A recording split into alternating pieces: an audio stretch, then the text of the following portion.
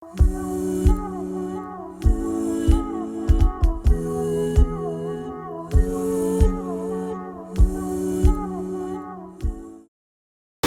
اللہ الرحمن الرحیم الحمد للہ رب العالمین والعاقبۃ للمتقین والصلاة والسلام علی سید الانبیاء والمرسلین نبینا محمد وعلی آلہ وصحبہ اجمعین برحمتک یا ارحم الراحمین۔ آج جو ہم سبق پڑھیں گے یہ سبق ہے سبق نمبر 14۔ شروع کرتے ہیں۔ آئیے نماز سمجھیے اور قرآن سمجھنا شروع کیجیے آسان طریقے سے۔ سبق نمبر 14۔ اس سے پہلے ہم 13 اسباق پڑھ چکے ہیں۔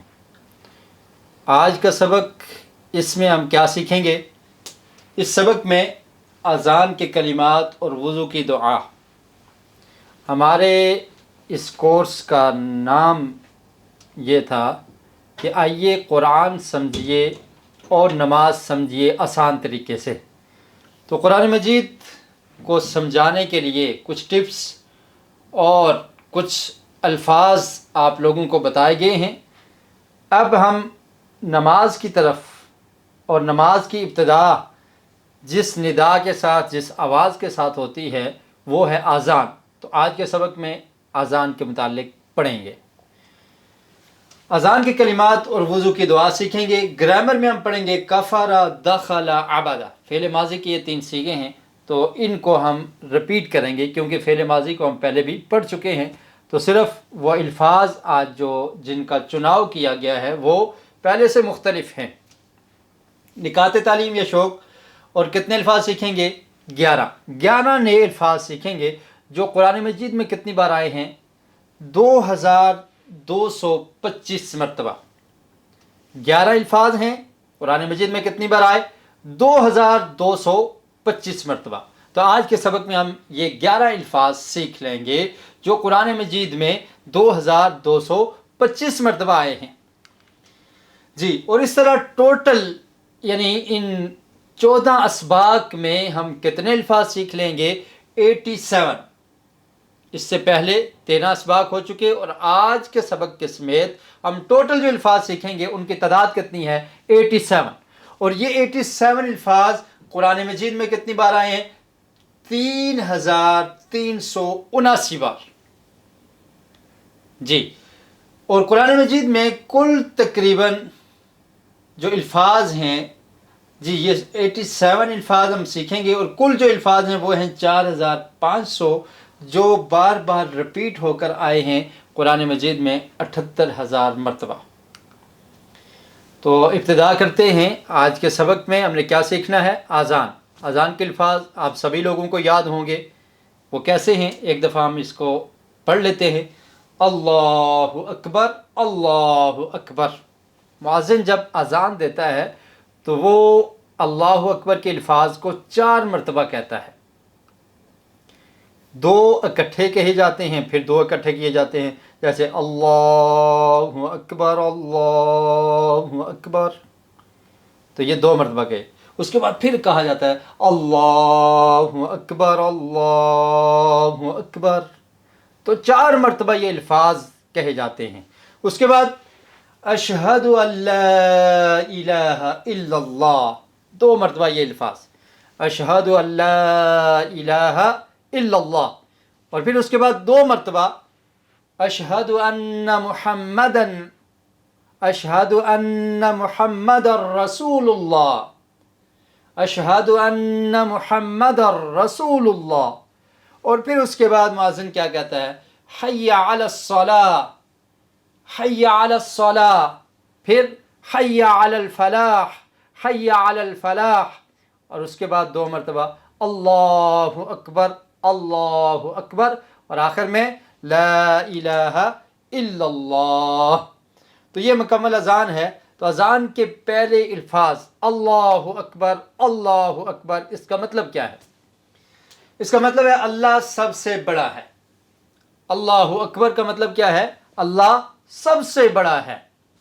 اور یہ یاد رکھیے گا کہ اس میں یہ جو آپ کو ہو نظر آ رہا ہے اللہ، تو یہ لفظ اللہ کا لفظ اللہ میں یہ ضمیر نہیں ہے بلکہ یہ اس کا حصہ ہے.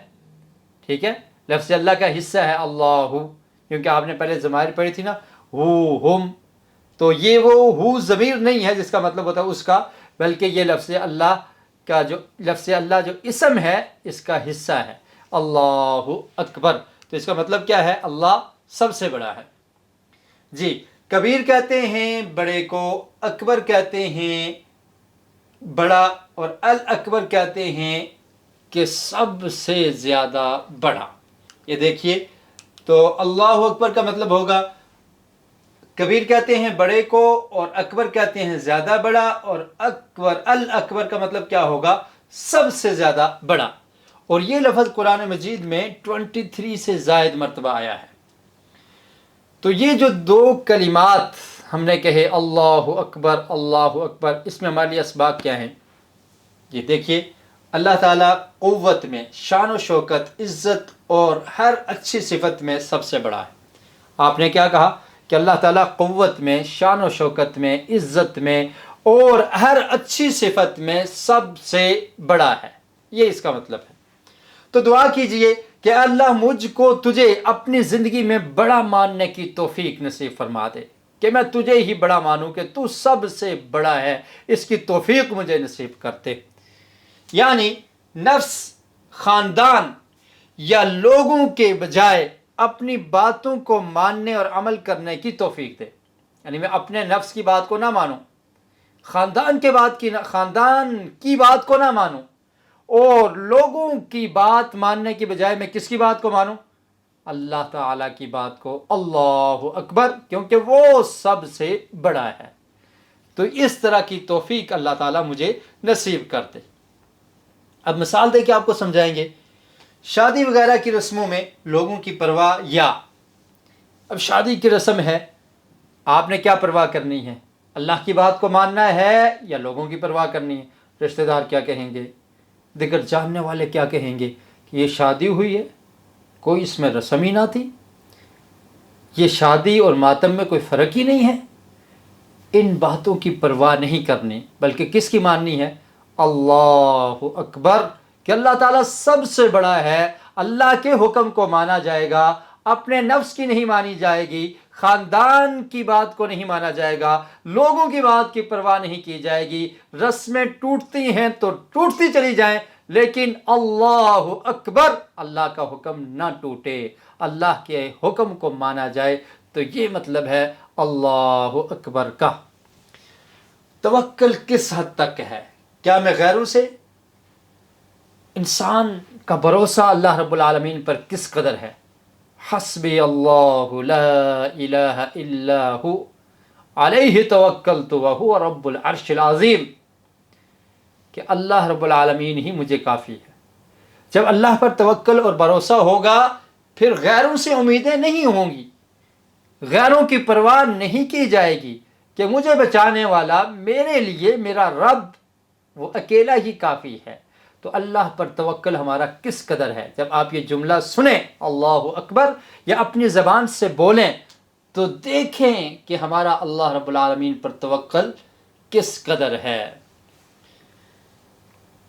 اللہ رب العالمین نے قرآن مجید میں ارشاد فرمایا وَلِتُكَبِّرُوا اللَّهَ عَلَى مَا هَدَاكُمْ، کہ اللہ رب العالمین کی کبریائی بیان کیا کرو، اللہ اکبر کا ترانہ گایا کرو، اللہ اکبر زبان سے کہا کرو، اس ورد کو عام کیا کرو، اللہ کا تعارف اور پہچان حاصل کرو.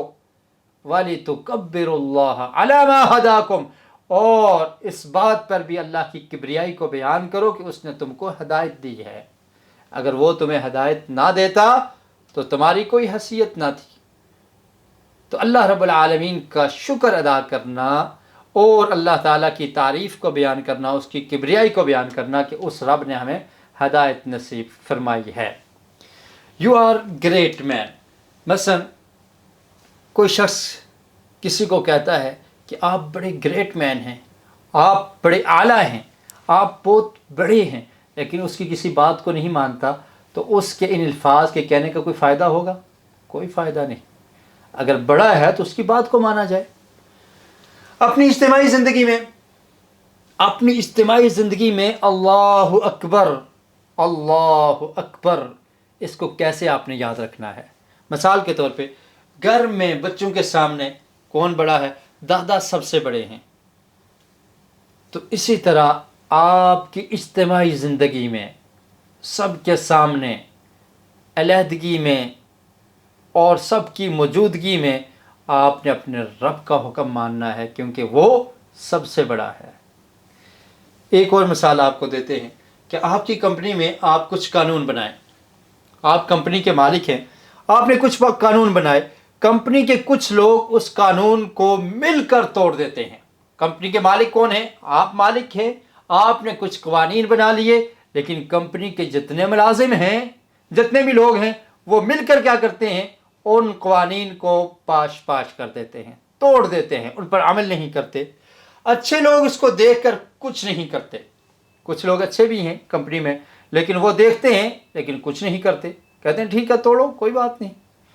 اور پھر اس کے سامنے حاضر ہو کر، یعنی کمپنی کے مالک کے سامنے حاضر ہو کر بار بار کہیں کہ اس کمپنی کے سب سے بڑے آپ ہیں، کیا آپ اس کو کافی سمجھیں گے؟ آپ نے جو قوانین بنائے ان کو توڑ دیتے ہیں، ان کی پرواہ نہیں کرتے، آپ کی بات کو نہیں مانتے، سب مل کر ایسے کرتے ہیں. اور پھر جو ان میں سے اچھے لوگ ہیں وہ بھی اس کی پرواہ نہیں کرتے، لیکن جب باری آتی ہے تو سب مل کر کہتے ہیں آپ سب سے بڑے ہیں. تو کمپنی کا مالک یا آپ کیا کہیں گے؟ تم نے مجھے بڑا مانا کب ہے؟ میری بات تو کوئی مانتے نہیں ہو، میں نے جو قانون بنائے ہیں ان کو تم فالو نہیں کرتے، ان پر عمل نہیں کرتے، ان کو توڑ دیتے ہو، ان کو پسے پش ڈال دیتے ہو، اور تم میں سے کوئی ایک انسان بھی میرے قانون کو نہیں مانتا، تو پھر میں کیا بڑا ہوں؟ تم نے کیسے مجھے بڑا مانا ہے؟ تو اللہ رب العالمین جو پوری کائنات کا مالک اور خالق ہے، اس کے قوانین کو انسان توڑتا ہے، اور انسانوں میں سے سب سے اچھے لوگ جو مسلمان ہیں وہ بھی ہاتھ پہ ہاتھ دھرے بیٹھے ہوئے ہیں، کوئی پرواہ نہیں کرتے، صرف آواز لگاتے ہیں کہ اللہ اکبر، اللہ تعالیٰ تو سب سے بڑا ہے. لیکن بڑا ہم نے مانا کب ہے؟ اس کے قوانین کو مانا نہیں جاتا، اس کی بات کو تسلیم نہیں کیا جاتا. تو کیا یہ شرم کی بات نہیں کہ ہم اپنے مالک کے کس قدر نافرمان ہو چکے ہیں، اور نافرمانیوں پہ نافرمانیاں ہوتی چلی جا رہی ہیں، لیکن کوئی شخص کوئی پرواہ نہیں کرتا. تو اللہ اکبر کا مطلب کیا ہے؟ کہ اللہ رب العالمین کو حقیقی معنوں میں انسان بڑا مان لے، کہ اللہ تعالیٰ تو ہی بڑا ہے، تیرا قانون چلے گا، تیرا حکم چلے گا، تیرا فرمان چلے گا، میری کوئی حیثیت نہیں، میں عبد ہوں، میں غلام ہوں، میں تیری ہر بات کو ماننے کے لیے، تسلیم کرنے کے لیے تیار ہوں. اور یہی مطلب ہے کہ میں مسلمان ہوں. جی اس کے بعد مؤذن کیا کہتا ہے؟ اشہد ان لا الہ الا اللہ. اشہد کا مطلب کیا ہے؟ میں گواہی دیتا ہوں اللہ الہ، کہ نہیں ہے کوئی معبود، الا اللہ، سوائے اللہ کے. تو اشہد یہ آپ نے پہلے بھی پڑھا ہے، فعل مضارع کا صیغہ ہے. جیسے میں پڑھتا یفعلو یفعلون، تفعلو تفعلون، اس کے بعد کیا تھا؟ افعلو، میں کرتا ہوں. اسی کے وزن پہ اشہدو، میں گواہی دیتا ہوں. جی شہادت عینی شاہد، یہ اردو میں بھی لفظ استعمال ہوتا ہے. شہادت جیسے کہتے ہیں کہ اس نے شہادت دی، شاہد گواہ کو کہتے ہیں. اور اسی سے کیا ہے؟ افعلو. اور افعلو کے وزن پہ آپ نے پہلے بھی کچھ صیغے پڑھے، جیسے اعبدو، اعوذ، میں اللہ کی پناہ میں آتا ہوں. اور اسی سے افعلو. اور اشہدو، میں گواہی دیتا ہوں. ان کا مطلب ہوتا ہے کہ، اور یہ لفظ قرآن مجید میں 576 سے زائد مرتبہ آیا ہے. جی آگے دیکھیں، لا الہ، لا کا مطلب کیا ہوتا ہے؟ آپ نے پڑھا ہے پہلے بھی؟ نہیں. اور اس کے علاوہ 3 اور ایسے لفظ ہیں جو ہم پڑھ چکے ہیں، ان کا معنی بھی یہی ہوتا ہے. ماں کا معنی، ماں کے 3 معنی تھے، ان میں سے ایک معنی کیا ہے؟ نہیں. دوسرا معنی کیا ہے؟ کیا. جیسے مثال کے طور پہ ما دینک، تیرا دین کیا ہے. اور ماں کا ایک معنی ہوتا ہے جو. جی اس کی مثال کیا ہے؟ اس کی مثال من شر ما خلق، ہر اس شر سے جو اس نے پیدا کیا. ٹھیک ہے. تو ایک ما کا معنی ہے نہیں، جیسے کہتے ہیں معافی، کچھ نہیں ہے۔ تو اس کے علاوہ لم کا معنی بھی ہوتا ہے نہیں، لیکن یہ کس کے لیے ہوتا ہے؟ ماضی کے لیے۔ جب لم لگے گا تو کیا معنی ہوگا؟ کہ اس نے یہ کام نہیں کیا۔ اور جب لن استعمال ہوگا تو اس کا معنی کیا ہوگا؟ نہیں، لیکن یہ مستقبل کے لیے ہے کہ ول ناٹ، وہ نہیں کریں گے۔ جیسے قرآن مجید میں سورہ بقرہ میں ہے نا، فَإِن لَمْ تَفْعَلُوا، کہ اگر تم نے یہ نہیں کیا، وَلَن تَفْعَلُوا، اور تم ہرگز نہیں کر سکو گے، مستقبل کے لیے۔ تو خیر لا کا معنی کیا ہے؟ نہیں۔ آگے چلیے، الہن، الہن کا معنی کیا ہوتا ہے؟ معبود، اور اس کی جمع کیا آتی ہے؟ آلہۃ۔ جی، اس کے بعد دیکھتے ہیں الا اللہ، اللہ کا معنی ہوتا ہے سوائے، اور مگر بھی اس کا معنی ہوتا ہے، جیسے قرآن مجید میں آپ نے پڑھا والعصر ان الانسان لفی خسر الا الذین، یہ سورۃ ہم پہلے پڑھ چکے ہیں، سوائے ان لوگوں کے یا مگر وہ لوگ، الا الذین آمنوا، جنہوں نے ایمان لایا، وعملوا الصالحات، اور نیک عمل کیے۔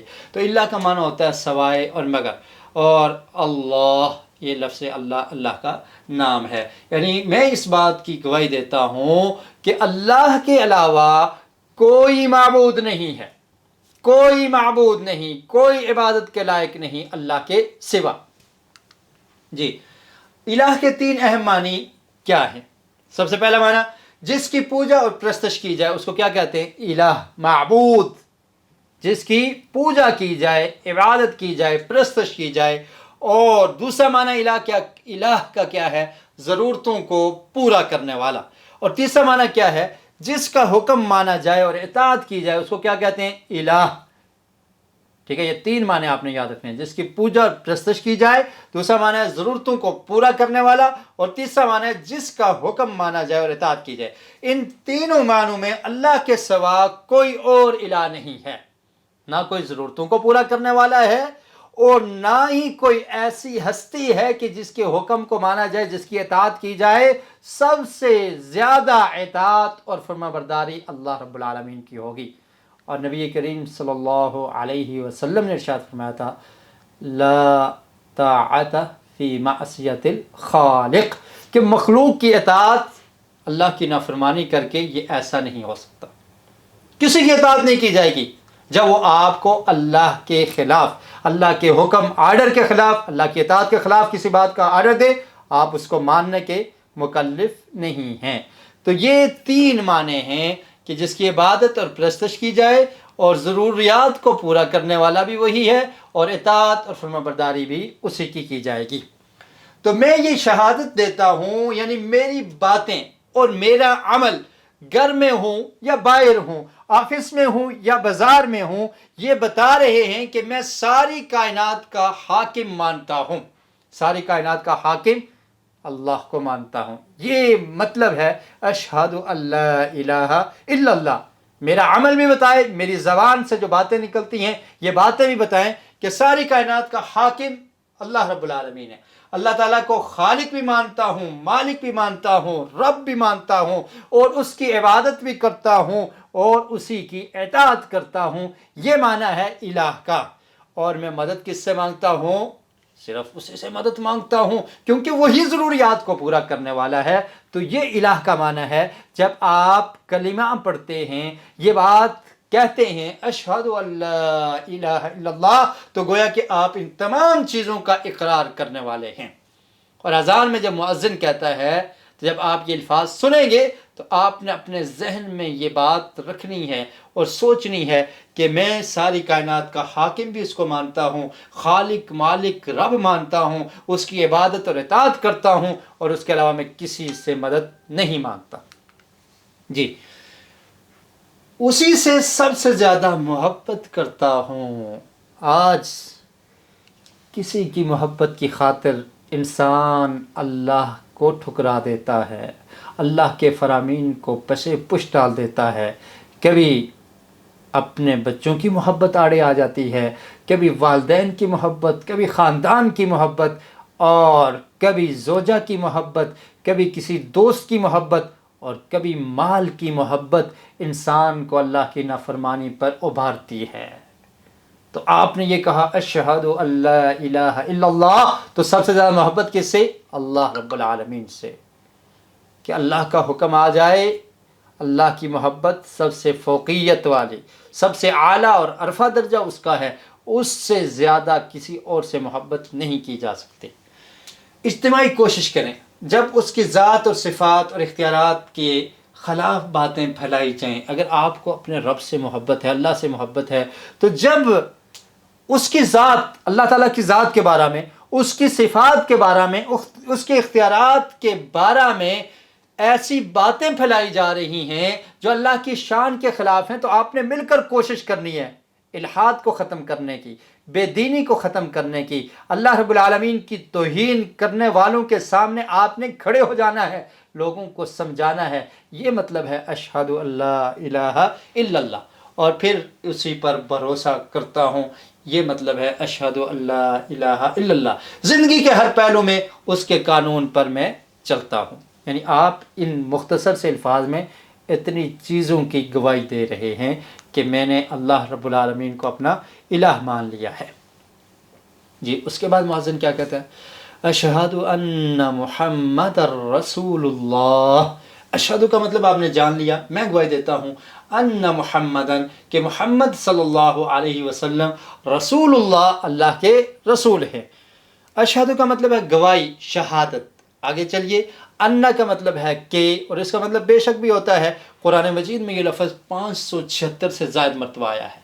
ہم نے کہا تھا نا 11 الفاظ سیکھیں گے جو قرآن مجید میں کتنی دفعہ ہیں؟ 2225 مرتبہ۔ تو یہ آپ کاؤنٹنگ کرتے جائیں، یہ لفظ 576 بار آیا ہے۔ اشہد اللہ الہ الا اللہ 576 بار، اور اشہد انا کا لفظ جو ہے یہ 263 بار قرآن مجید میں آیا ہے۔ جی آگے چلیے، اشہد ان محمد رسول اللہ۔ رسول واحد ہے اور اس کی جمع کیا آتی ہے؟ رسل، اور یہ لفظ قرآن مجید میں کتنی بار آیا ہے؟ 332 بار۔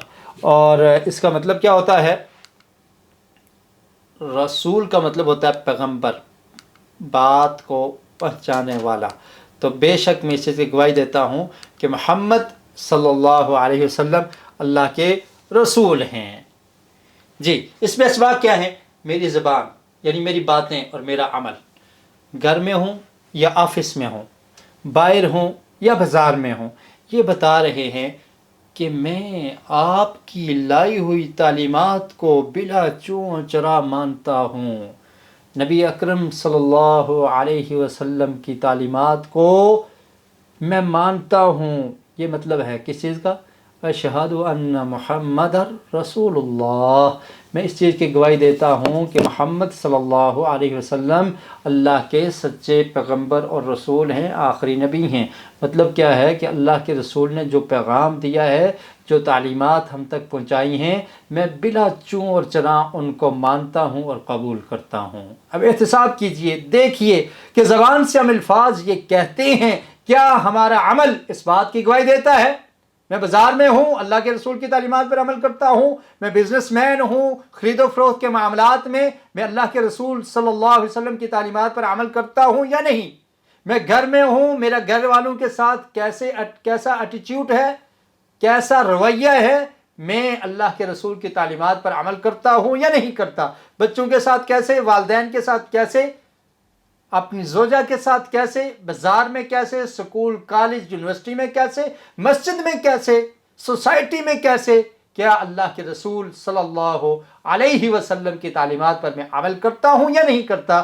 اگر تو عمل کرتا ہوں، پھر میں اس گواہی اور اس اعلان کرنے میں سچا ہوں، اشہد ان محمد رسول اللہ۔ اور اگر میں نہیں کرتا تو پھر توبہ کیجئے، معافی مانگیے، آ جائیے، پلٹ جائیے، اللہ کے رسول صلی اللہ علیہ وسلم کی تعلیمات کو اپنائیے۔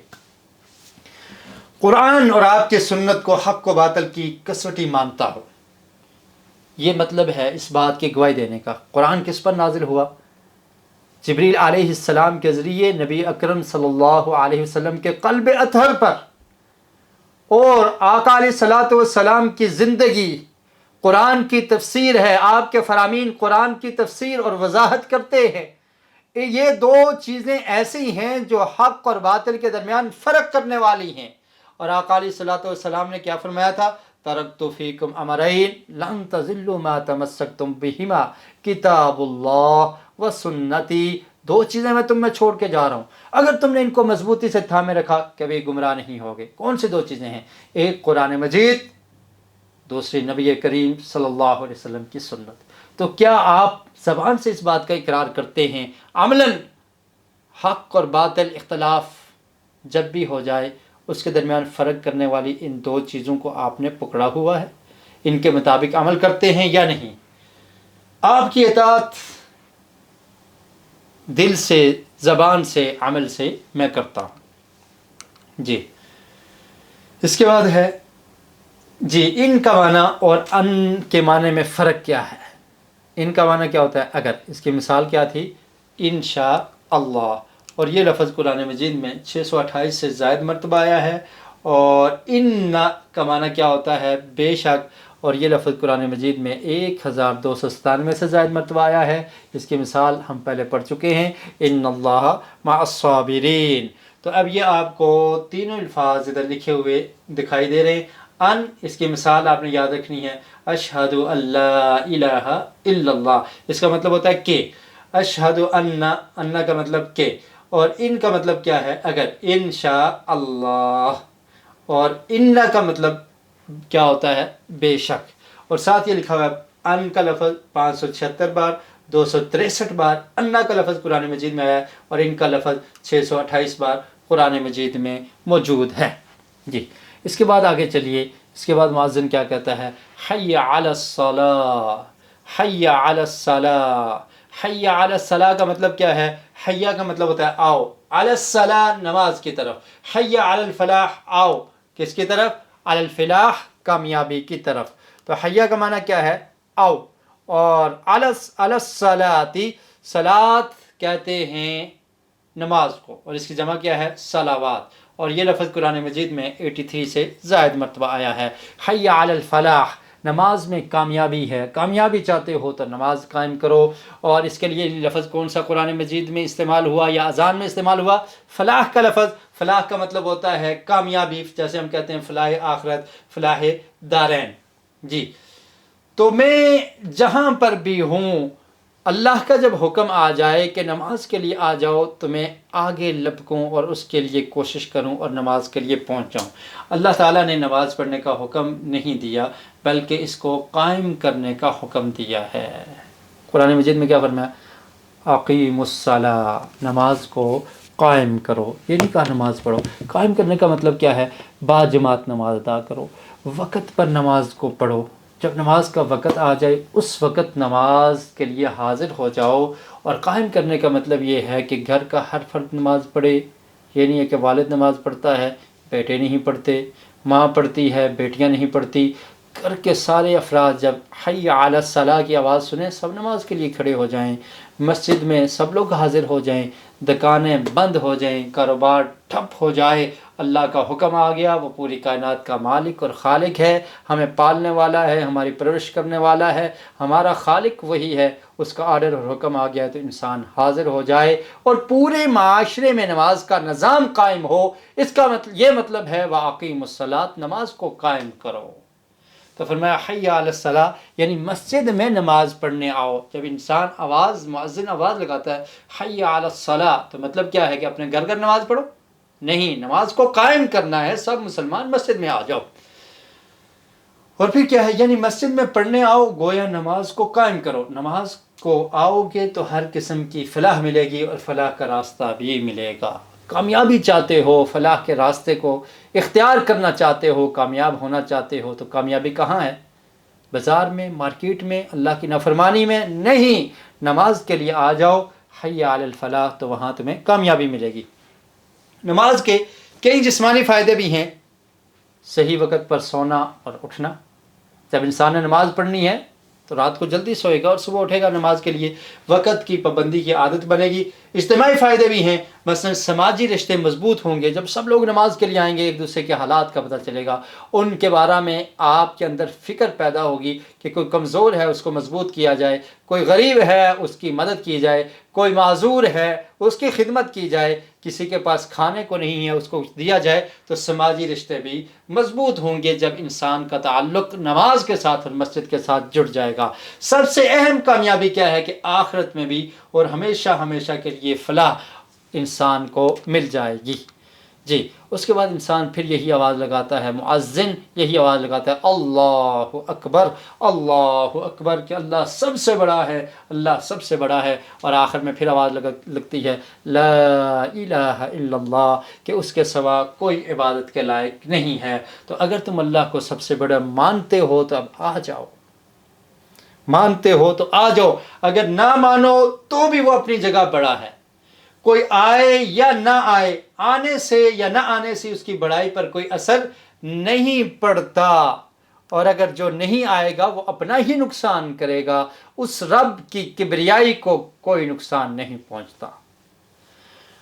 یہ اذان تھی۔ اذان کے بعد انسان نے جب نماز کے لیے جانا ہے تو وضو کرنا ہے، اس لیے وضو شروع کرنے سے پہلے کیا پڑھتے ہیں؟ بسم اللہ۔ نبی کریم صلی اللہ علیہ وسلم کا ارشاد ہے، حسن درجے کی یہ روایت ہے کہ جو شخص بسم اللہ نہیں پڑھتا وضو سے پہلے اس کا وضو نہیں ہوتا۔ تو اگر کوئی جان بوجھ کر وضو چھوڑتا ہے تو اسے دوبارہ وضو کرنا چاہیے، اور اگر بھول گیا تو پھر یہ گنجائش موجود ہے۔ وضو کی ابتدا بسم اللہ سے، اور وضو کی انتہا جب آپ کر لیں گے تو پھر کیا کرنا ہے؟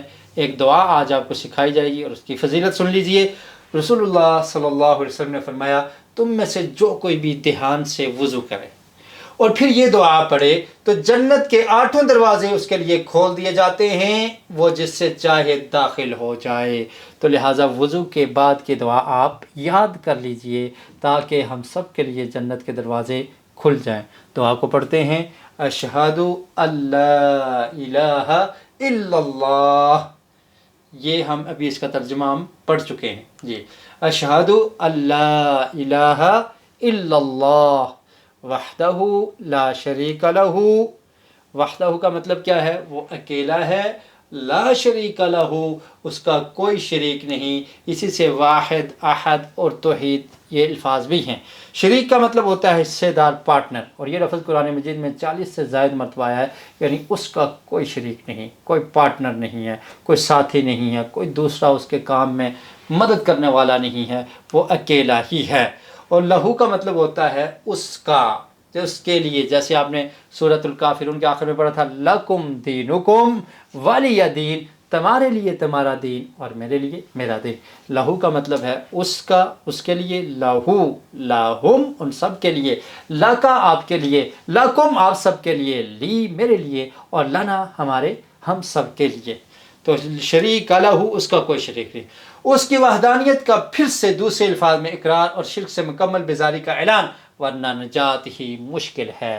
اذان میں بھی آپ نے یہ کلمات کہے، اشہد اللہ الہ الا اللہ، اور اب اذان کے بعد وضو کرنے کے بعد پھر آپ اس چیز کا اقرار کر رہے ہیں، اشہد اللہ الہ الا اللہ، اللہ کے علاوہ کوئی عبادت کے لائق نہیں، وحدہ وہ اکیلا ہے، لا شریک لہ اس کا کوئی شریک نہیں، اور یہی بنیادی چیز ہے جو انسان کو کامیاب کرے گی اور آخرت کی زندگی میں وہ کامیاب ہو جائے گا۔ نبی کریم صلی اللہ علیہ وسلم کا ارشاد ہے کہ جس شخص نے کلمے کو دل سے پڑھ لیا، فرمایا، کیا فرمایا؟ من قال لا الہ الا اللہ دخل الجنہ، جنت میں داخل ہو گیا۔ توحید کو سمجھنا، توحید کو ماننا، تسلیم کرنا، یہی نجات کا ذریعہ ہے۔ اور جو شخص اللہ کے ساتھ کسی اور کو بھی شریک بنا لیتا ہے، پارٹنر بنا لیتا ہے، یہ بھی دینے والا ہے، یہ بھی دینے والا ہے، یہاں سے اولاد مل جاتی ہے، یہاں سے پریشانی حل ہو جاتی ہے، یہاں سے جاؤ منت مانگو، یہاں جا کر کوئی چڑھاوا چڑھا دو، بکرا ذبح کر دو، نوکری مل جائے گی، جاب مل جائے گی۔ اللہ کے ساتھ اوروں کو شریک کر دیا۔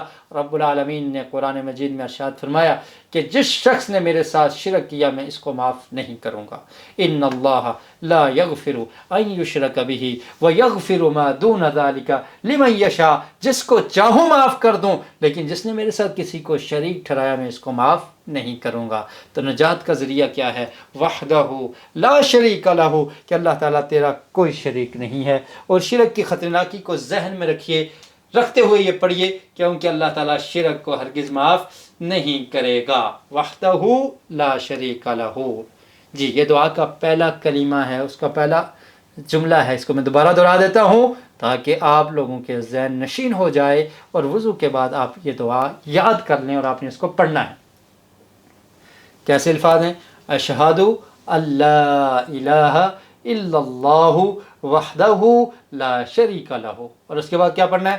واشہد ان محمدا عبدہ ورسولہ۔ واشہد کا مطلب ہے اور میں گواہی دیتا ہوں، ان محمدا کہ محمد صلی اللہ علیہ وسلم عبدہ اس کے بندے ہیں، ورسولہ اور اس کے رسول ہیں۔ جی عبدہ کا مطلب کیا ہے؟ بندے، اس کے بندے، جیسے آپ کہتے ہیں عبداللہ اللہ کا بندہ، تو عبدہ کا مطلب کیا ہے؟ اس کے بندے۔ اللہ تعالیٰ نے قرآن مجید میں بھی نبی کریم صلی اللہ علیہ وسلم کے لیے اس اسم کو یا اس صفت کو چوز کیا ہے، پسند کیا ہے۔ فرمایا سبحان الذی اسری بعبدہ لیلا من المسجد الحرام الی المسجد الاقصی، پاک ہے وہ ذات جس نے راتوں رات سیر کرا دی، کس کو؟ اسری بعبدہ، اپنے بندے کو، یعنی نبی کریم صلی اللہ علیہ وسلم کو۔ تو اللہ کے رسول اللہ کے بندے ہیں، ورسولہ اور اس کے رسول ہیں۔ تو پیارے رسول صلی اللہ علیہ وسلم کی شان اور فضیلت جو قرآن مجید میں اللہ نے بیان کر دی، جو آقا علیہ الصلوۃ والسلام نے خود بیان کر دی، یہ بہت ہے، اس کو بیان کرنا چاہیے۔ آپ کی شان کو اس سے زیادہ بڑھا کر اللہ کے ساتھ ملا دینا یہ درست نہیں ہے۔ بعض لوگ کہتے ہیں نا، وہی جو مستوی تھا عرش پر خدا ہو کر، اتر آیا زمین پر مصطفیٰ ہو کر، نعوذ باللہ، اللہ کے ساتھ ملا دیا کہ وہی جو عرش پر بیٹھا تھا وہی مدینہ میں مصطفیٰ بن کر آ گیا، نعوذ باللہ من ذالک۔ اللہ کے ساتھ شریک کسی کو نہیں کیا جا سکتا، اللہ رب العالمین سب سے بڑا ہے، آپ نے پڑھ لیا۔ اور جو اللہ کے ساتھ کسی کو شریک کرتا ہے اللہ تعالیٰ اس کو معاف نہیں کرتے۔ اور نبی کریم صلی اللہ علیہ وسلم نے ارشاد فرمایا تھا لا تطرونی کما اطرت النصارى عیسی ابن مریم، اے میری امت کے لوگوں میری شان میں غلم نہ کرنا، میری شان کو بڑھانا نہیں، جس طرح عیسائیوں نے عیسیٰ علیہ السلام کی شان کو بڑھا کر ان کو اللہ کا بیٹا کہہ دیا۔ اور ہمارے بعض نادان مسلم کیا کہہ دیتے ہیں؟ نور من نور اللہ، اللہ کے نور سے نکلے ہوئے ہیں، جبکہ اللہ تعالیٰ قرآن مجید میں کیا کہتا ہے؟ لم یلد ولم یولد، نہ کوئی مجھ سے نکلا ہے نہ میں کسی سے نکلا ہوں، قل هو اللہ احد، کہہ دیجئے وہ اللہ تعالیٰ ایک ہے۔ تو اللہ کے رسول صلی اللہ علیہ وسلم کی وصف کیا ہے؟ عبدہ، آپ اللہ کے بندے ہیں، ورسولہ اور اس کے رسول ہیں۔ پچھلی امتوں کے نیک لوگوں کو ان کے زبردست کارناموں کی وجہ سے ان کو خدا کا بیٹا یا خدائی میں شریک بنا دیا گیا تھا۔ اللہ تعالیٰ نے محمد صلی اللہ علیہ وسلم کے حقیقی مرتبے کو بیان فرمایا اور اس پر ہر مومن سے یہ شہادت اور گواہی لے لی کہ اللہ کے رسول صلی اللہ علیہ وسلم اس کے بندے ہیں، ورسولہ اور اس کے رسول ہیں۔ اس لیے ہم کو اس کا سچا بندہ بن کر رہنا چاہیے۔ محمد صلی اللہ علیہ وسلم اللہ تعالیٰ کے سب سے بہترین بندے ہیں اور ہمارے لیے آپ اسوہ اور نمونہ ہیں۔ جی تو یہ دعا تھی وضو کے بعد جو پڑھنے والی دعا ہے، اس کو دوبارہ سن لیجئے۔ اشہد ان لا الہ الا اللہ وحدہ لا شریک لہ واشہد ان محمدا عبدہ ورسولہ۔ اس کے بعد کیا پڑھنا ہے؟ اللہم اجعلنی من التوابین واجعلنی من المتطہرین، یہ بھی دعا ہے۔ تو اللہم کا مطلب کیا ہے؟ اے اللہ اجعلنی، مجھے بنا دے، من التوابین، خوب توبہ کرنے والا، اللہ تعالیٰ معافی مانگنے والا بنا دے مجھے، میں توبہ کرتا رہوں، استغفار کرتا رہوں، تجھ سے معافیاں مانگتا رہوں، توابین، بہت زیادہ توبہ کرنے والا مجھے بنا دے۔ اللہم اے اللہ اجعل، بنا دے، نی مجھے، من التوابین، توبہ کا مطلب ہوتا ہے وہ پلٹا، تائب پلٹنے والا، لوٹنے والا، صبح کا بولا شام کو واپس آ جائے، اس کو بولا ہوا نہیں کہتے۔ نافرمانی کرنے والا نافرمانی کو چھوڑ کے اطاعت کے راستے پہ آ جائے، اللہ کی اطاعت کر لے، فرما برداری کر لے، مان لے، تو اس کو گناہگار نہیں کہا جائے گا، کیونکہ اس نے معافی مانگ لی۔ توبہ کرنے والا اس کو کہا جائے گا تائب، توبہ کرنے والا، تواب بار بار پلٹنے والا، بار بار توبہ کرنے والا۔ اور یہی لفظ قرآن مجید میں تواب کا لفظ اللہ کے لیے بھی استعمال ہوا ہے، جیسا کہ سورۃ النصر میں آپ نے پڑھا تھا. جی کیسے پڑھا تھا؟ اذا جاء نصر اللہ والفتح ورأيت الناس يدخلون في دين الله افواجا فسبح بحمد ربك واستغفر انه كان توابا، کہ بے شک وہ اللہ تعالیٰ بہت زیادہ توبہ قبول کرنے والا ہے. تو جب اس لفظ کی نسبت اللہ کی طرف ہوگی تو معنی ہوگا کہ بہت زیادہ توبہ قبول کرنے والا، اور جب یہ انسان کی طرف نسبت ہوگی تو اس وقت اس کا معنی ہوگا تواب، بار بار بہت زیادہ توبہ کرنے والا. اور انسان وضو کے بعد کیا دعا کرتا ہے؟ اللہم اجعلنی من التوابین، کہ اللہ تعالیٰ مجھے توبہ کرنے والا بنا دے، میں معافی مانگنے والا بن جاؤں، میں گناہ کے بعد اس پر توبہ کرنے والا بن جاؤں. تو اس کی واحد ہے تواب، اور جمع کیا آتی ہے؟ توابون اور توابین. جی آگے چلتے ہیں. انسان بار بار غلطیاں کرتا ہے، نہیں کرنے کے کام کرتا ہے، جو کام اس کو نہیں کرنے چاہیے وہ کر بیٹھتا ہے، نافرمانیاں کرتا ہے، یا کرنے کے کام صحیح طور سے ادا نہیں کر سکتا. اللہ کا حکم مانتا ہے لیکن صحیح طور سے ادا نہیں کر سکتا، اس میں کوئی کمی رہ جاتی ہے. اس لیے شدید ضرورت ہے کہ وہ بار بار کیا کرے؟ توبہ کرے، استغفار کرے، اللہ سے معافی مانگتا رہے. نبی کریم صلی اللہ علیہ وسلم نے ارشاد فرمایا انی لاستغفر اللہ واتوب الیہ فی یوم 100 مرہ، میں 100 سے زائد مرتبہ دن میں اللہ سے معافی مانگتا ہوں، توبہ کرتا ہوں. آج مسلمان گناہوں کی دلدل میں پھنس چکا ہے، گناہ پہ گناہ کرتا ہے، لیکن کبھی توبہ کی، کبھی معافی کی سوچ اور فکر ہی نہیں ہوتی. اور توبہ اور معافی کے لیے یہ سمجھیے، یہ جانیے کہ میں گناہ گار ہوں، مجھ سے غلطی ہو سکتی ہے. بعض لوگ سمجھتے ہیں ہم تو گناہ ہی نہیں کرتے، ہم کس چیز کی معافی مانگیں؟ ان کو پھر توبہ کی توفیق نہیں ملتی. ربنا ظلمنا، ہم ظلم کرنے والے ہیں، ہم نے گناہ کیے، رب العالمین تو معاف کرنے والا ہے، تو ہمارے گناہوں کی طرف نہ دیکھ، اپنی رحمت کی طرف دیکھتے ہوئے ہمیں معاف کر دے اور ہمیں توبہ کرنے والا بنا دے. اس لیے شدید ضرورت ہے کہ وہ بار بار توبہ کرے. جی آگے چلتے ہیں.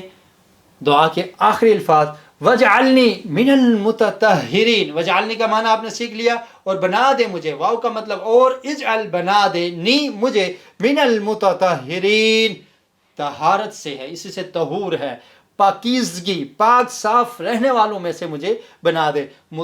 متطہرن واحد ہے، پاک صاف رہنے والا، متطہرون اور متطہرین یہ جمع آتی ہے. تو پاکی سے مراد کیا ہے؟ لباس کی پاکی، لباس اور مکان کی پاکی ہو، اور لباس مکان جگہ، مکان کہتے ہیں جگہ کو، جگہ لباس پاک ہوگا، جسم پاک ہوگا تو نماز قبول ہوگی. اور پھر کیا فرمایا؟ عقیدے کی اور خیالات کی بھی پاکی، انسان کے خیالات پاک ہوں، بری سوچ نہ ہو، اچھی سوچ ہو، اور عقیدہ بھی صحیح ہو، اس میں ملاوٹ نہ ہو، شرک اور بدعات نہ ہوں. دعا ہے کہ اللہ تعالیٰ مجھے ہر قسم کی پاکی نصیب کر دے. انسان کا دل بھی پاک ہو جائے، اس کے خیالات بھی پاک ہو جائیں، اس کی باطن بھی پاک ہو جائے، اس کا ظاہر بھی پاک ہو جائے، لباس بھی پاک ہو، دل بھی صاف ہو، جسم بھی صاف ہو، اور عقیدہ بھی صاف ہو. وَاجْعَلْنِي مِنَ الْمُتَطَہِّرِينَ. اور گرامر میں ہم کیا پڑھیں گے؟ تو ٹی پی آئی کا سادہ اور مؤثر طریقے سے عربی زبان کے سیکھوں کے لیے بڑا آسان طریقہ ہے. آپ آزما چکے ہیں، 13 اسباق میں آپ ہمارے ساتھ تھے. آج یہ ہمارا 14واں لیسن ہے. اشارے آسانی کے لیے ہوتے ہیں، سارے دماغ کا استعمال کیجئے، شیطان کو بیچ میں مت آنے دیجئے. فعل کے ابواب آپ نے پڑھے، فتح، یفتح، نصر، ضرب، یہ ماضی کے صیغے ہیں، ضرب سے یضرب اور نصر سے ینصر. یہ بھی ہم پہلے پڑھ چکے ہیں. ثلاثی مجرد کے افعال فتح، نصر، ضرب، سمع. اس کی وضاحت نہیں کریں گے کیونکہ پچھلے لیسن میں ہو چکی ہے، اور یہ بھی نہیں کریں گے، یہ بھی ہم پچھلے لیسن میں پڑھ چکے ہیں. اور یہ گردان آپ کے سامنے ایک دفعہ ہم پھر پریکٹس کر دیتے ہیں. ماضی سے کیسے ہوگی؟ کفر، کفروا، کفرت، کفرتم، کفرت، کفرنا. اور اس کے بعد مضارع سے یکفرو، یکفرون، تکفرو، تکفرون، اکفرو، نکفرو. اکفر فعل امر، اکفرو. لا تکفر فعل نہیں، لا تکفرو. اور کافر انکار کرنے والا، اسم فاعل، مکفور، کفر. جی.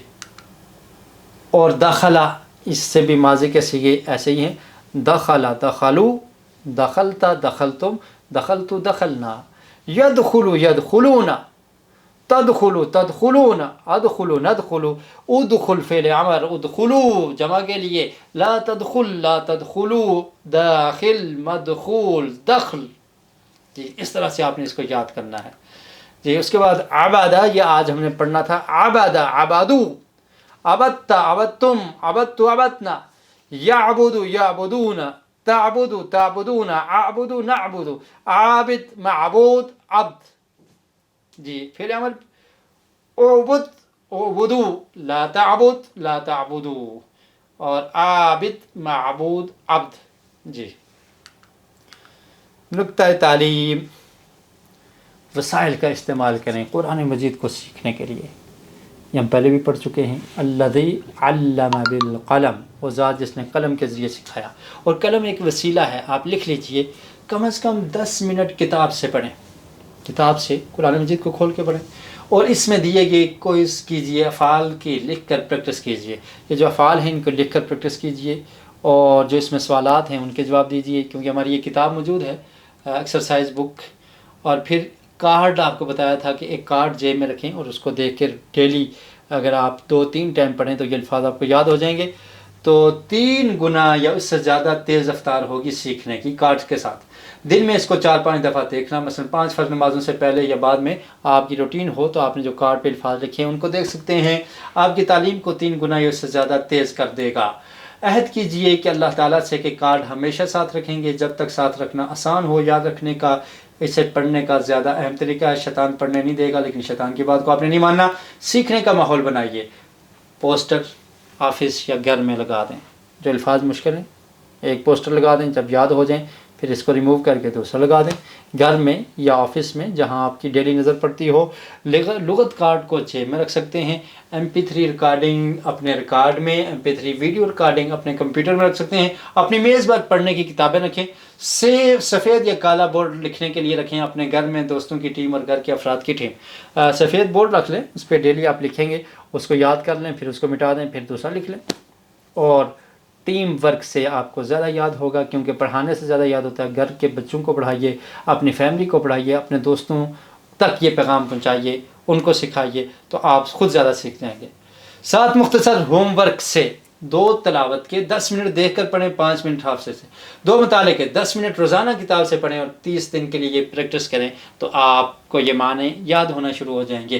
30 سیکنڈ الفاظ معانی کے کارڈ سے دن میں مختلف اوقات میں 30 دن کے لیے یہ آپ نے کرنا ہے. صرف 30 سیکنڈ آپ نے اس کو دیکھنا ہے، دن میں 4-5 دفعہ. 1 مہینہ ایسے کریں گے تو یہ الفاظ آپ کو یاد ہو جائیں گے. سننے کے لیے MP3 جس میں سارا کورس آ گیا ہے. اور اہم نئے الفاظ اور مثالیں جو آج ہم نے سیکھی. انا کا لفظ سیکھا، اس کا مطلب کیا تھا کہ وَأَشْهَدُ أَنَّ مُحَمَّدَ الرَّسُولُ اللَّهِ. اور عبد کا مطلب کیا ہے؟ بندہ. اس کی جمع کیا ہے؟ عباد. وَأَشْهَدُ أَنَّ مُحَمَّدًا عَبْدُهُ، کہ میں گواہی دیتا ہوں کہ بے شک محمد صلی اللہ علیہ وسلم اس کے بندے ہیں. رسول کا معنی ہوتا ہے پیغمبر، اور اس کی جمع کیا ہے؟ رسل. اور اس کی مثال کیا ہے؟ وَأَشْهَدُ أَنَّ مُحَمَّدًا رَسُولُ اللَّهِ. اکبر کا معنی ہوتا ہے سب سے بڑا، اور اس کی مثال آپ نے یاد رکھنی ہے، اللہ اکبر. اور ان کا مطلب ہوتا ہے کہ اشہد اللہ الہ الا اللہ، میں گواہی دیتا ہوں. ان کا مطلب کیا ہے؟ کہ اللہ کے سوا کوئی معبود نہیں. شریک کہتے ہیں پارٹنر کو. وحدہ، وہ اکیلا ہے. لا شریک لہ، اس کا کوئی شریک نہیں. عبادہ، یہ آپ سورہ فاتحہ میں آپ پڑھتے ہیں ایاک نعبد، اسی سے ہے عبادہ، اسی سے ماضی کا صیغہ ہے. وایاک نستعین. داخلہ کا مطلب کیا ہے؟ داخل ہونا، جیسا کہ آپ نے سورہ نصر میں پڑھا تھا. ورأیت الناس یدخلون، جمع کا صیغہ ہے کہ وہ داخل ہوتے ہیں. کافرہ کا مطلب کیا ہے؟ انکار کرنے والا. سورۃ الکافرون میں آپ نے پڑھا قل یا ایھا الکافرون. تو اب تک ہم نے 14 اسباق کے میں نماز کے اہم حصوں کے ساتھ ساتھ 87 الفاظ سیکھے ہیں جو قرآن مجید میں 33,079 بار آئے ہیں. شروع میں شاید میں 3,379 کیا گیا تھا، 33,079 بار آئے ہیں. تو یہ الفاظ ہم نے سیکھ لیے ہیں. تو نبی کریم صلی اللہ علیہ وسلم کا ارشاد ہے تم میں سے بہترین وہ ہے جو قرآن سیکھے اور سکھائے. تو اللہ تعالیٰ سے دعا کیجئے کہ جب اس مبارک سلسلے میں ہمیں شامل ہونے کی توفیق دی ہے تو اب دعا کیجئے کہ اللہ اسے ہمیشہ جاری رکھنے کی توفیق دے. سبحانک اللہم و بحمدک، اشہد ان لا الہ الا انت، استغفرک و اتوب الیک.